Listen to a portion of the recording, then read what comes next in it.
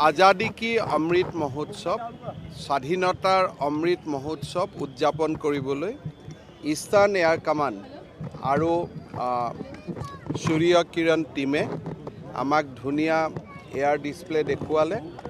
আমি ইণ্ডিয়ান এয়াৰফোৰ্সক ধন্যবাদ জনাইছোঁ যে গুৱাহাটীত তেওঁলোকে এনেকুৱা সুন্দৰ অনুষ্ঠান এটা আমাৰ বাবে লৈ আহিছিলে আৰু স্বাধীনতাৰ অমৃত মহোৎসৱৰ যি স্পিৰিট সেই স্পিৰিটক আমাৰ বহুখিনি আগুৱাই লৈ গ'ল, জনসাধাৰণৰ মাজত এটা স্বদেশ প্ৰেমৰ ভাৱনা জগাই তুলিলে। We are really grateful to Eastern Air Command and Indian Air Force to organize this display of Surya Kiran team. This is being done to celebrate Azadi Ki Amrit Mahotsav. I'd like to thank Eastern Air Command and Indian Air Force for this beautiful display. I am very happy that one of the team member of Surya Kiran team is also from our state.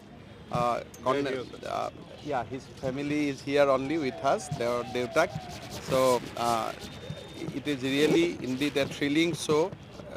Good to see this in Guwahati. আজি আপোনালোকে দেখিছে যে গোৱালপাৰাৰ সৈনিক স্কুলৰ পৰা পঢ়ি এজন বায়ু সেনা সূৰ্য কিৰণৰ দৰে ইমান ডাঙৰ প্ৰবল এডভান্সাৰেছ কামত অংশগ্ৰহণ কৰিব পাৰিছে। মই ভাবোঁ যে গোটেই ডিসপ্লেটোৱে ইণ্ডিয়ান এয়াৰ ফোৰ্সৰ প্ৰতি আমাৰ যুৱ শক্তিক আকৰ্ষণ কৰিব।